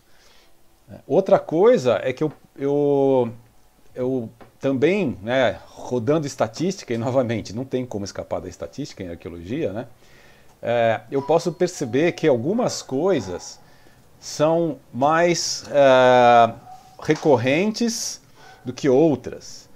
Ou seja, eu posso explorar esses dados de maneira mais parcimoniosa, porque nesse momento da classificação paradigmática eu não estou dando nenhuma importância específica ou especial a nenhum dos atributos. Porém, tem uma coisa importante. A classificação paradigmática, apesar dela ser extremamente útil, extremamente importante como passo analítico, ela não é muito boa, ela não é muito útil em termos de comunicação entre pares. Tá? Então isso é muito importante. Entender que em classificação existe um passo analítico e um passo sintético. Você tem que sintetizar as informações. E aí é que entram os tipos nessa história. Tá? Então, o que eu falei agora é que a classificação paradigmática define classes. Então, vocês veem que eu estou usando 2 nomes diferentes. É importante usar nomes diferentes. Né? É muito ruim quando as pessoas usam nomes diferentes para uma mesma coisa ou nomes iguais para coisas diferentes. Isso é um horror, tá? É uma coisa que faz com que a ciência não vá para frente. Então, se você fala classes e tipos e é como se fossem tudo a mesma coisa, você está cometendo um grande erro, né? Você tem que aprender a diferenciar as coisas. Então, quando eu estou falando aqui na classificação paradigmática, ela vai gerar classes compostas de 9 dígitos, né, que descrevem aquela peça. Tudo bem? Agora eu vou começar a falar de tipos. E os tipos são, na minha visão, eu defini dessa maneira. Tá? tá? Não é que sempre foi assim, tá? Eu estou definindo tipos como sendo agregados de artefatos. Portanto, os tipos são grupos, não são classes, tudo bem? Novamente, tem que assistir a aula de classificação para entender o que eu estou falando. Não adianta, né, pegar o bonde andando. Então, os tipos são grupos. Eles agrupam várias classes no fim. Tá? E é um passo sintético. Eu estou começando a sintetizar a informação, porque é a única maneira que eu tenho de repartir essa informação com colegas. Não adianta eu ficar falando, chegar num congresso e falar assim, então, pessoal, essa ponta aqui, ó, é 2, 2, 3, 5, 7, 9, 1, 3, 4, né? Eu acho que ela aparece mais, sei lá, no Rio Grande do Sul, mas em compensação a ponta 2, 3, 4, 3 só, entendeu? Não rola. Né? Então a gente tem que passar para o passo sintético, né? Sair do passo analítico e ir para o passo sintético, e nessa hora a gente passa para os tipos, como vamos ver agora. Aqui são as formas que foram agrupadas, as formas mais recorrentes do abrigo. Então, nessa brincadeira aqui, nós desenvolvemos 11 tipos. E eles são morfológicos, não tem problema nenhum nisso, porque provavelmente o que interessava para quem estava usando isso era a forma final, não tanto se ele fazia o final do lascamento usando pressão com osso ou pressão com madeira, entendeu? A forma dos artefatos é provavelmente muito importante. De qualquer maneira, claro que você pode também inserir nesses tipos, você pode fazer uma diferenciação, por exemplo, do tipo 2, né? Eventualmente, com essa forma mais lascado por percussão o tempo inteiro, sem usar pressão, de um tipo 2A, onde a mesma forma é finalizada usando uma técnica um pouquinho diferente, que é a técnica de pressão. Tem problema. Você pode colocar dentro desses tipos atributos tecnológicos também, tá? Não tem galho, né? Então, desde que essa forma tipo 2 seja, novamente, como eu falei, um grupo, tá? Portanto, composto de peças reais, que você pega elas na mão, né? Diferente de uma classe. Então, o tipo 2 sendo composto por um grupo, numa análise mais refinada que leve em consideração aspectos tecnológicos, beleza, tem o tipo 2A e o tipo 2B.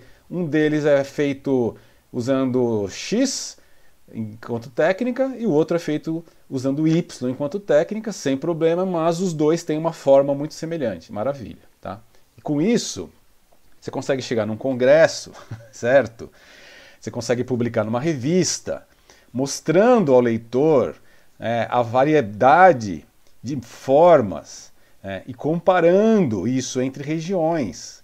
Tá? Sem esse trabalho básico, a gente não sai do lugar. Tá? Então essa eu acho que esse passo sintético, né? Você começar a sintetizar essa informação é primordial. Bom, mas voltando aqui aos resultados da análise de morfometria geométrica, né? Ou seja, aquela análise estatística de alta resolução e mais refinada, né? Essa aqui é o resultado para o Garibaldino. Tá? Esses grupos A, B, C e D são as idades, tá? São as fatias de pontas que apareciam por idade, tudo bem? O grupo A era o mais antigo, o grupo D é o mais recente, tá? Mas tanto faz. O que interessa é o seguinte, visualmente não parece haver nenhuma grande diferença, parece tudo meio misturado. Você não vê assim aqui a cruzinha do grupo A sei lá, mostrando pontas com essa forma aqui de cima, por exemplo. Versus, sei lá, as do D mostrando essa forma de baixo. Não, você não vê isso. Você vê parece uma coisa meio misturada, né? Visualmente, tá? Mas e estatisticamente, que é o que interessa? O que aparece? Aparece isso, parece que elas são misturadas. Ou seja, não há nenhuma mudança ao longo do tempo, do ponto de vista estatístico, durante esses 4.000 anos. Isso aqui, só lembrando, são as formas, né? Então, as pontas que estão mais aqui para a direita são as que estão mais próximas dessa forma aqui da direita, e as da esquerda dessa forma, e assim sucessivamente. Então, seja visualmente, que geralmente não funciona muito bem, né? Mas seja estatisticamente, o que a gente percebeu, para a nossa profunda surpresa, é que durante 4.000 anos você não tem nenhum padrão de mudança nas pontas desse sítio. Existem, porém, algumas mudanças, não é que nada muda. Tá? O que a gente percebeu é que tem 2 atributos que mudaram. Um deles foi a forma do gume, mais especificamente uma forma de gume, que é o serrilhado, e a forma da base. Então olha que bacana, as pontas com gume serrilhado são bem mais comuns nos níveis mais recentes, mas não quer dizer que elas não existissem nos níveis mais antigos, só que elas são mais comuns. Tá? E as bases de pedúnculo bifurcadas, que inclusive são uma das características bem marcantes das pontas do sul, que não aparecem em São Paulo, não aparecem em Minas Gerais, esses pedúnculos bifurcados aumentam bastante, de 23% nos níveis mais profundos para 61% na superfície.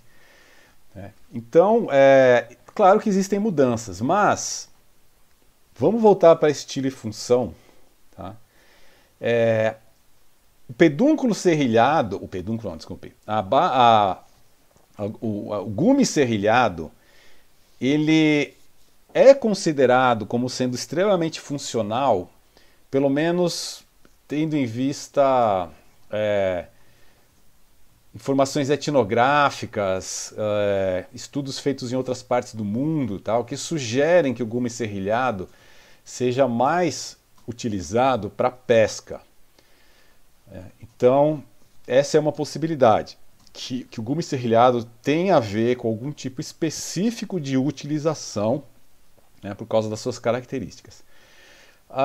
Informações etnográficas, e isso aí a gente está tudo publicado depois, se alguém tiver interesse, é só entrar em contato, dão conta de que gumes serrilhados em algumas tribos eram usados também para guerra, ou seja, pode ser usado para peixe, pode ser usado para gente, tá? Isso é difícil de saber, um dia quem sabe se conseguir extrair DNA dos sedimentos, né, das pontas, alguma coisa assim, a gente pode até chegar a alguma conclusão, né? Se tiver resíduo de sangue nas pontas, você pode dizer para que foi usado, tá? Mas no momento não dá para saber. De qualquer maneira, os gumes serrilhados eles ficam bastante comuns. Já o pedúnculo, a forma da base, ou seja, a base do pedúnculo, provavelmente se trate de uma característica estilística. Por quê? Porque, conforme eu mencionei, né, o pedúnculo fica escondido na haste. E essa variação do pedúnculo, ela é esperada, né, que ela carregue talvez mais informação a respeito das noções que aquele grupo tem a respeito né, do que é uma forma de uma ponta e etc., do que propriamente uma funcionalidade da ponta. Porque o que interessa em termos de funcionalidade da ponta é a massa dela, quanto ela pesa, né, e essas características do gume. Né. O pedúnculo, na verdade, ela pode nem ter pedúnculo. Tem pontas que são pontas triangulares, sem pedúnculo. Elas podem ser amarradas na haste diretamente, ou podem ser, sei lá, a haste pode fazer um sanduíche, né, e depois ser amarrada na base da ponta, e ela não precisa de pedúnculo. Então, assim, a gente tem algumas evidências fortes de que o pedúnculo seja realmente muito mais estilístico, né? Que a forma do pedúnculo seja mais estilística. Inclusive, nesse mesmo trabalho aí de 2014, nós rodamos uma estatística de coeficiente de variação, ou seja, de quanto um determinado atributo varia. Aí você faz lá uma outra estatística supersônica lá, e deu para perceber que a variação das formas do corpo das pontas é muito menor do que a variação dos pedúnculos. Ou seja, os pedúnculos variam mais livremente, numa faixa mais ampla. Tá? Isso é espetacular, né? Porque você tem uma expectativa teórica, você testa essa expectativa teórica e a estatística, né, mostra lá, olha, sua expectativa teórica parece que está funcionando. Então isso é muito bacana. Mas notem, para isso você precisa de duas coisas. Primeiro, expectativa teórica. Segundo, estatística. Né? Você não sai disso, senão você não sai do falatório, você não sai do eu acho isso, eu acho aquilo. Tá? Agora, uma das coisas mais impressionantes dos resultados desse sítio estão aqui no terceiro parágrafo aqui, que não é só a questão da estabilidade nas formas das pontas, mas o que é mais impressionante nesse sítio são as frequências relativas das matérias-primas utilizadas na confecção das pontas. E isso é realmente uma das coisas mais impressionantes que eu já vi. Tá? Por quê? Porque ao longo desses 4.000 anos, invariavelmente, 70% das pontas eram feitas em arenito silicificado. Depois, aproximadamente 15% em silexito, e em terceiro lugar vinha o basalto, com frequências um pouquinho mais flutuantes, entre 4 e 6, né, e outras matérias-primas. Tá? Pessoal, outra coisa impressionante é que as outras, isso tabulando só as pontas. Uma vez que a gente, né, usou, graças à maravilhosa tabela do professor Mendes Ribeiro, a gente tabulou os outros, a indústria lítica como um todo, ou seja, os outros artefatos de pedra lascada, as lascas, etc. e tal, essas proporções são flutuantes, certo? Então, essa proporção de 70% para 15% para 4 ou 6, ela só ocorre com as pontas, né? E isso é uma coisa maluca, porque é quase como que os caras tivessem lá uma planilha. Né? Como assim eles mantêm 70% das pontas em arenito silicificado e 15% em silexito? Né? Alguém pode falar assim, mas isso aí tem a ver com a matéria-prima, não sei das quantas. Não, não tem, porque, como eu já falei, os outros artefatos têm frequências flutuantes. Né? Vai mudando ao longo do tempo. Às vezes é mais em arenito, depois o silexito toma a frente e assim vai. Né? Outra coisa, a geologia do local, basicamente, é a formação Botucatu, né, onde fica o abrigo, né, e em cima tem formação Serra Geral, onde são os basaltos. É a mesma geologia do centro do estado de São Paulo, onde a gente tem o sítio Alice Boer, onde a gente tem as pontas do centro do estado de São Paulo. No entanto, no centro do estado de São Paulo, todas as pontas são feitas em silexito. Certo? Raríssimas são feitas em arenito. Que eu saiba, né? Não, nem tem. Se tem, é uma proporção minúscula, ridícula. Então, assim, vocês notem que é uma questão cultural, essa questão dos 70% de pontas feitas em arenito silicificado, né, e se mantendo ao longo de 4.000 anos, é um indício, né, de uma normatização monstruosa, né, de uma persistência cultural monstruosa. Então, isso é muito, muito, muito interessante. Aqui para vocês verem, para ficar um pouco mais visual, né? Aqui a ponta tipo 1, vocês podem perceber que ela é muito mais frequente nesses níveis superiores. Os números são pequenos, né? O N, ou seja, o número de pontas é 14, né? 12, 9, etc. Mas o que interessa é que o sítio também não foi totalmente escavado. Então, se escavasse mais o sítio, por exemplo, esses intervalos onde não aparece a ponta do tipo 1, talvez começassem a aparecer pontas aqui. Né? O que interessa é que com essas tabulações singelas, né, você pode ter uma certa ideia de cronologia de outros sítios, o mesmo esquema de seriação, né, feito para cerâmica. Então, assim, mesmo que não haja tipos específicos cronológicos, né, ou seja, você só tem a forma tal no período antigo, né, eu só tenho a forma X no período recente, né, isso não acontece. Mas a frequência de pontas tipo 1 é muito maior, assim como a frequência dessas pontas tipo 5 também é muito grande nos níveis superiores, que são as que têm esse pedúnculo aqui, né, com reentrância. Tá? Então, assim, uma abordagem que leva em consideração as formas, ela é muito útil. Né? Não é uma coisa assim que é do histórico-culturalismo, portanto não interessa. Né? Eu acho que não é bem por aí. Né? Eu acho que a gente tem que tirar o melhor das diferentes abordagens. Só levar em consideração tecnologia dessas pontas não daria esse tipo de resultado. Por quê? Porque a tecnologia é muito redundante. As maneiras de se fazer uma ponta lascada de pedra são muito redundantes. Você pode ter, você vai ter uma fase inicial onde você vai ter o bloco de pedra, depois você vai começar a tirar lascas que vão dar uma forma e depois você vai finalizar. E a finalização geralmente é um tipo de técnica que se chama por pressão. Em alguns casos essa finalização pode ser feita por outra técnica que é simplesmente percussão. Mas assim, não é uma coisa que vai, nossa, mudar, né, monstruosamente. Então a tecnologia sozinha, ela não leva a resultados muito expressivos. Tá? Assim como a morfologia sozinha também não leva. Você tem que usar as coisas em conjunto. É basicamente essa ideia que eu estou querendo passar para vocês. Tá?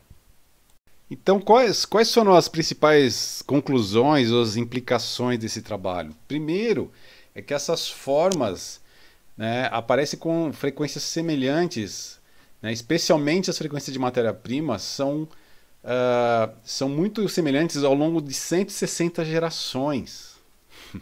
É uma coisa impressionante. Tá? E a gente não tem nenhuma, obviamente, não pode ter nenhum paralelo, nenhuma analogia etnográfica ou mesmo teoria antropológica que dê conta disso. Isso é uma coisa que a arqueologia tem que dar conta, porque são dados, no fim das contas, produzidos pela disciplina, e nesse caso a disciplina vai ter que gerar, ou está gerando, na verdade, né, um sistema explanatório para lidar com isso. Porque nenhuma das outras disciplinas irmãs das humanidades lida com uma profundidade temporal tão grande. Tá? E a gente, né, agora eu vou mostrar um outro exemplo de Lagoa Santa, onde essa questão da persistência cultural é ainda mais impressionante. Tendo esses resultados maravilhosos do Garibaldino, a gente foi fazer outra coisa, né, em Lagoa Santa, voltando para Lagoa Santa, voltando para aquele mesmo sítio Lapa do Santo que eu tinha mostrado na aula anterior, né? Que é o estudo das indústrias líticas da Lapa do Santo, juntando com outros dados, né, de artefatos em osso e de fauna, né, de consumo de fauna, né, que também mostraram uma persistência cultural absurda. Então aqui, voltando para aquele sítio de Minas Gerais, né, a Lapa do Santo, vocês estão vendo aqui no primeiro plano essa escavação profunda aqui, que tem uma lâmpada dentro, né? Essas aqui são chamadas quadras M. Tá? Tinha esse nome porque eram as quadras M1, M2, M3, M4. E nessas quadras M, nós fizemos, né, um estudo de toda a pedra lascada vinda dessas quadras M e analisamos esse material, rodamos uma estatística e E também usamos dados publicados já por outros colegas, né, dando conta tanto dos artefatos ósseos como da fauna encontrada nessa quadra. Aqui está um perfil estratigráfico com as idades obtidas. Notem uma coisa aqui, olha aqui essa data no fundo. Isso aqui são todas idades radiocarbônicas, tá? Elas não estão calibradas, mas não tem problema aqui para o nosso exemplo. 8.930 é a data da base. Aí a gente tem uma data de 8.870, 8.700, 8.600, 8.690, 8.540, 8.800. Pula para 4.290. Depois 3.860, 3.820, tem uma de 4.070, 3.930, 3.960. E lá em cima tem uma coisinha mais recente por volta de 1.000 anos. Então notem que existe um salto, né, nessa estratigrafia, que o sítio pula de 8.500 anos, né, radiocarbônicos para 4.300, né, num piscar de olhos. Essa estratigrafia, eu e os colegas, né, que têm também experiência com estratigrafia, ninguém conseguia perceber essa diferença do ponto de vista estratigráfico. Olhando o perfil, você jamais diria que tinha esse ato monstruoso nas idades. Você tem essa acumulação de baixo, né, que são cinzas de fogueira, basicamente, e a acumulação de cima, que também são cinzas de fogueira, né? Só que tem um hiato monstruoso aí. Por que isso? Porque, como eu já tinha comentado no exemplo, né, anterior, lá da aula passada, né, esses sedimentos são por acumulação antropogênica, são as pessoas que acumulam sedimentos. Então, quando as pessoas vão embora do sítio, né, e foram embora do sítio durante, né, milênios, cessou a acumulação de sedimento. E quando elas voltaram, voltou a acumulação de sedimento. Por quê? Porque é cinza de fogueira. Então, esse perfil mostra de maneira magistral, né, como não há acumulação natural no sítio. Como toda essa acumulação é antropogênica. Porque se houvesse acumulação natural, obviamente, né, a gente teria que ter, em algum lugar aqui entre esses 8.540 e esses 4.290, né, teria que ter uma acumulação natural, uma camada com terra, né, alguma coisa que sugerisse uma acumulação natural, coisa que absolutamente não acontece. Tá? Mas o que interessa aqui para o nosso exemplo é que, então, nós temos a possibilidade, né, de analisar toda a indústria lítica da parte inferior, indústria lítica, fauna e etc., desta parte inferior, e comparar com a indústria lítica, fauna, os artefatos ósseos, etc., da parte superior, para ver o que acontecia, para ver se existia alguma mudança ao longo do tempo nessa região de Lagoa Santa.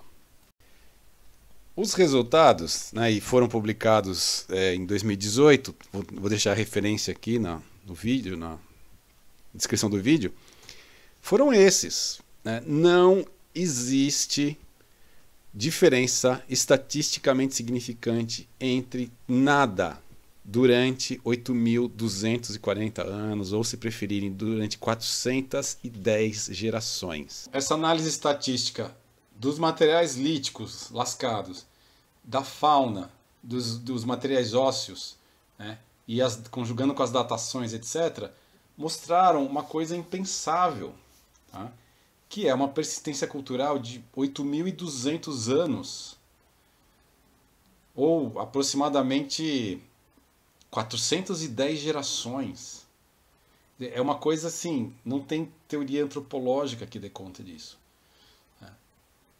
É a arqueologia que gera esses dados e a arqueologia que tem que lidar com isso, né? A arqueologia que tem que dar conta de lidar com isso. Então, isso quer dizer que foram 8.400 anos de que nada mudou? Não é que nada mudou. Né? outros aspectos mudaram. A gente, por exemplo, a gente nem sabe se eles tinham arte plumária, né? Coisas que não ficaram preservadas, a gente não tem como saber. Os sepultamentos, por exemplo, mudaram, porque a ocupação humana nos abrigos começa há 12.500 anos e os caras só vão começar a ser sepultados nos abrigos há 9.000. Então, assim, passa muito tempo antes que comece a ser sepultados. E uma vez que os caras são sepultados, eles são sepultados de maneiras muito diferentes. Então, assim, né, o que até né, existem até dados etnográficos falando que realmente sepultamentos são péssimos indicadores, vamos dizer, étnicos ou culturais, porque eles variam demais, né? Em compensação, os benditos líticos, né, os artefatos em osso e os bichos que eles comiam absolutamente não mudaram em 8.400 anos. Tá? E essa é uma questão muito, muito interessante, muito bacana. Coloca o registro arqueológico aqui do leste da América do Sul de maneira muito diferente da América do Norte, por exemplo. E ao mesmo tempo relativamente parecido com os períodos de grande estabilidade cultural da Austrália e da Europa, no Paleolítico Superior. Então olha que bacana, né? Isso muda tanto a nossa visão a respeito de seres humanos modernos. Tá? Isso tudo nasceu do estudo das pontas, né? A gente achava que ia ter muita mudança e não tinha mudança nenhuma. Então a gente falou, opa, tem uma coisa muito interessante acontecendo aqui, né? O senso comum não está funcionando. O senso comum antropológico, né? Que a cultura é tão dinâmica, está em perpétua mudança muito rápida. Não é assim. Necessariamente não é assim. Bom, eu espero que essa exposição, né, breve, né, de todos esses resultados que a gente teve tenha sido ilustrativa.